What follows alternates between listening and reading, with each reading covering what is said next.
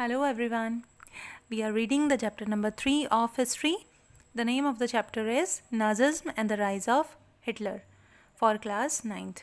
तो हमने अभी तक वीमर रिपब्लिक के बर्थ के बारे में रीड किया था अपने पिछले वीडियो में, और उसमें हमने रीड किया था कि किस तरह से जर्मनी में फ़र्स्ट वर्ल्ड वॉर के बाद जो है वीमर रिपब्लिक का राइज़ हुआ, और वहाँ पे कैसे एम्परर का एब्डिकेशन हुआ। उसके बाद जो है डेमोक्रेटिक वीमर रिपब्लिक जो है गवर्नमेंट में आई, और किस तरह से लोगों ने उसको अपोज़ किया वीमर रिपब्लिक को, और क्यों किया उसके रीजंस थे कि वीमर रिपब्लिक ने एक ट्रीटी साइन की थी, करनी पड़ी थी उसको युद्ध के बाद। ज़िम्मेदार ठहराया गया था जर्मनी को फर्स्ट वर्ल्ड वॉर का, और उसके कारण से लोगों को कहीं ना कहीं ह्यूमिलेशन लगता था, इंसल्टिंग लगती थी ये चीज़ें, और इसीलिए वीमर रिपब्लिक को नापसंद किया जा रहा था जर्मनी के लोगों के द्वारा। और अब हम नेक्स्ट टॉपिक पर आते हैं, the effects of the war. तो let's read. The war had a devastating impact on the entire continent, both psychologically and financially. तो जब भी युद्ध होता है किसी भी देश में, अगर किसी देश को युद्ध फेस करना पड़ता है तो दोनों तरह के इफ़ेक्ट होते हैं उसके नागरिकों के ऊपर और उस देश के ऊपर। तो साइकोलॉजिकल भी होता है वो, और फाइनेंशियल भी होता है। अगर वो हार जाता है तो डेफिनेटली वहाँ के नागरिकों को बुरा लगता है। और दूसरा है फाइनेंशियली भी बहुत, ट्रीटी के तहत बहुत सारी शर्तें ऐसी थी जिसमें जर्मनी को बहुत कुछ लूज़ करना पड़ा था अपना। तो from the continent of creditors Europe turned into one of debtor. तो अब जो है यूरोप, क्योंकि पूरा इंक्लूड था फर्स्ट वर्ल्ड वॉर में, तो कहते हैं कि यूरोप में बहुत सारे डेप्टर हो गए थे, कर्जे में डूब गए थे यूरोप के देश। Unfortunately the infant Weimar republic was being made to pay for sins of the old empire. और युद्ध तो फेस किया ही था जर्मनी में, उसके बाद जो अपनी ओल्ड एम्पायर के सिंस थे वो भरने पड़ रहे थे किसको? वीमर रिपब्लिक को। क्योंकि वीमर रिपब्लिक नई गवर्नमेंट आई थी, तो जितने भी युद्ध के जितने भी नुकसान थे वो किसको झेलने पड़ रहे थे? वीमर रिपब्लिक को। The republic carried the burden of war guilt and the national humiliation and was financially crippled by being forced to pay compensation.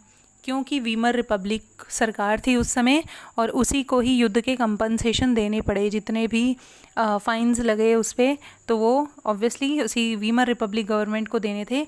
लेकिन वो न्यू बॉर्न गवर्नमेंट कहा गया है इसमें। न्यू बॉर्न यानी अभी अभी सत्ता में आई थी, अभी अभी उसके हाथ में जो है शासन आया था, और तब आते ही उसको इतना भारी जुर्माना जो है देना पड़ा उस समय। और ऊपर से वॉर गिल्ट का जो बर्डन था जर्मनी के ऊपर, वो भी वीमर रिपब्लिक को सहन करना पड़ा, क्योंकि सरकार वीमर रिपब्लिक की थी। तो इसीलिए जो वॉर गिल्ट है तो उसके लिए भी लोग वीमर रिपब्लिक को ही जिम्मेदार ठहराते थे।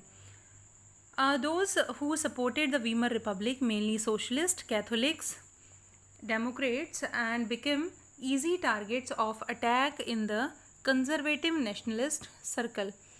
तो जो वीमर रिपब्लिक को सपोर्ट करते थे वो कौन कौन थे? सोशलिस्ट थे, कैथोलिक्स थे, और डेमोक्रेट्स थे। तो ये डेमोक्रेट्स हैं, सोशलिस्ट है और कैथोलिक्स हैं, इन पे अटैक किए जाते थे नेशनलिस्ट के द्वारा। जितने भी नेशनलिस्ट थे, जितने भी जर्मनी में जो राष्ट्रवादी नेता थे, वो इन पर अटैक करते थे, क्योंकि वो इनको अपना कहीं ना कहीं इनसे रिवेंज चाहते थे, बदला चाहते थे, क्योंकि इन्होंने इस तरह के फैसले लिए थे। दे वर मोकिंगली कॉल्ड द नवंबर क्रिमिनल्स। और इनको क्या कहा जाता था? डेमोक्रेट्स जो थे उनको क्या कहा जाता था? नवंबर क्रिमिनल्स। अब नवंबर क्रिमिनल्स क्यों कहा जाता था? क्योंकि जो फर्स्ट वर्ल्ड वॉर है वो नवंबर 1918 में एंड हुआ था उसका। तो फिर जब उसका एंड हुआ तभी जर्मनी को ये सारे कंपनसेशन और ये ट्रीटी साइन करनी पड़ी थी, और उसी टाइम को वो अपने इंसल्ट का टाइम मानते हैं नेशनलिस्ट। तो इसीलिए जो डेमोक्रेट्स थे उन्होंने ये ट्रीटी साइन की थी, तो उनको क्या बोला जाने लगा? November criminals. This mindset had a major impact on the political development of early 1930s as well as we will soon see. तो अब ये जो हो रहा था सब कुछ, युद्ध के जो असर जर्मनी में दिखाई दे रहे थे, उनका बहुत ज़्यादा पॉलिटिकल असर पड़ा जर्मनी के ऊपर। The first world war left a deep imprint on European society and polity. तो फर्स्ट वर्ल्ड वॉर का बहुत ही डीप इम्पैक्ट है यूरोपियन सोसाइटी पे भी और वहाँ की पॉलिटिक्स पे भी। Soldier came to be placed above civilians.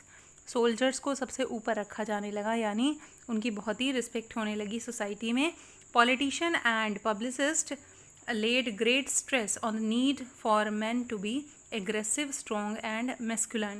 जो पॉलिटिशियंस थे वो और जो पब्लिसिस्ट थे, जो आम जनता में स्पीकर थे, वो कहने लगे कि वो वही इंसान जो है सबसे बेस्ट है जो एग्रेसिव हो, जिसमें गुस्सा हो, जिसमें जो स्ट्रॉन्ग हो और जो देखने में अच्छा हष्ट पुष्ट हो। तो वही इंसान जो है उन्हीं की ही रिस्पेक्ट होनी चाहिए सोसाइटी में, ऐसा उनका मानना था। The media glorified trench life. तो ट्रेंच लाइफ क्या होगी? मीडिया ने ट्रेंच लाइफ को ग्लोरीफाई किया, उसको बढ़ा चढ़ा कर दिखाया। और ट्रेंच लाइफ क्या है? ट्रेंच जो होता है वो जहाँ पर सैनिक बंकर बनाकर रहते हैं, जब वो दुश्मन से छुपते हैं तो गड्ढा बनाकर जहाँ पर वो रहते हैं तो उसको ट्रेंच बोलते हैं।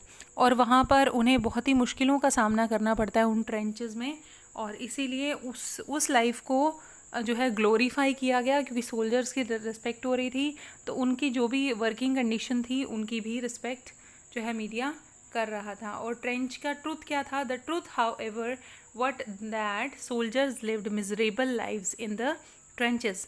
लेकिन सच्चाई क्या थी कि ट्रेंचेस में वो बहुत ही दयनीय हालात में रहते थे, बहुत ही दया के योग्य वो हालात थे, बहुत ही बुरी उनकी हालत होती थी। क्यों? क्योंकि trapped with the rats feeding on corpses. तो क्या था कि जिस बंकर में, जिस ट्रेंच में वो रहते थे, उस ट्रेंच में उस तरह के चूहे थे जो कि किसको खाते थे? डेड बॉडीज़ को खाते थे। तो उनको उन चूहों के साथ रहना पड़ता था, और कई बार डेड बॉडीज़ के साथ भी रहना पड़ता था, क्योंकि युद्ध में पता नहीं चलता था कि कब उनका साथी ही मारा जाए, तो उसकी लाश को ठिकाना लगाने के लिए भी उनके पास समय नहीं होता था। तो कई बार वो डेड बॉडीज़ के साथ रहते थे और उन रैट्स के साथ रहते थे जो कि डेड बॉडीज़ को खाते थे। They faced poisonous gas and enemy shelling and witnessed their rank reduced rapidly. तो वो युद्ध के दौरान जो है सैनिक बहुत कुछ सहन करते हैं, वही बातें बार बार बताई जा रही हैं।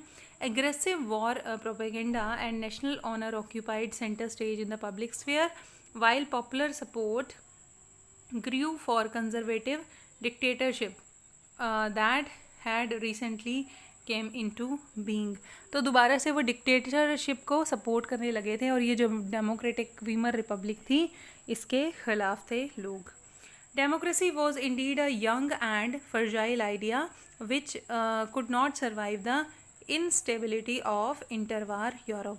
क्योंकि डेमोक्रेसी जो था उस समय बहुत ही नया आइडिया था, it is new to politics, तो लोग जो है उसको सपोर्ट नहीं कर रहे थे। और यूरोप के वॉर के बाद जो है यूरोप में कहीं ना कहीं इनस्टेबिलिटी आ गई थी, किसी चीज़ में मैं कहूँ कंट्रोल नहीं रहा था, तो इसीलिए लोगों को समझ नहीं आ रहा था और वो बिल्कुल इसके वीमर रिपब्लिक के या किसी भी डेमोक्रेटिक गवर्नमेंट के अपोज खड़े थे।